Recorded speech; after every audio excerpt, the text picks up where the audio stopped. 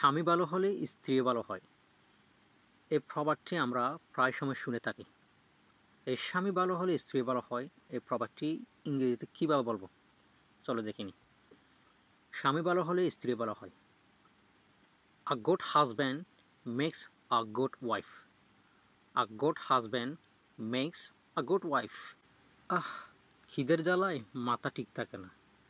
খিদের জ্বালায় মাথা ঠিক থাকে না, এটার ইংলিশ কী হবে?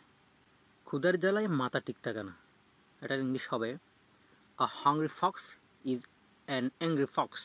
A hungry fox is an angry fox. আজকে আছে কালকে নয়, অর্থাৎ আজকে বাদশা কালকে ফকির, এ ধরনের প্রবাদ আমরা বাংলাতে অনেক শুনে থাকি। তো এটাকে আমরা ইংরেজিতে কীভাবে বলবো? চলো দেখে নিই।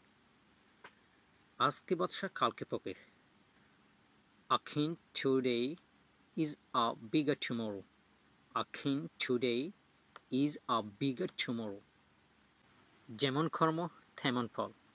এই যেমন কর্ম তেমন ফল এই প্রবাদটি আমরা প্রায় সময় শুনে থাকি। এটাকে ইংরেজিতে কীভাবে বলা যায়? যেমন কর্ম তেমন ফল। As you sow, so you reap. As you sow, so you reap. আমি তোমাকে পচা পানিতে ডুবাবো, এটার ইংলিশ কি? এটা আমরা প্রায় সময় বলে থাকি। তো এটার ইংলিশ কী হবে? আমি তোমাকে পচা পানিতে ডুবাবো, এটার ইংলিশ হচ্ছে I will dip you into dirty water. I will dip you into dirty water. আমি তোমাকে পচা পানিতে ডুবাবো।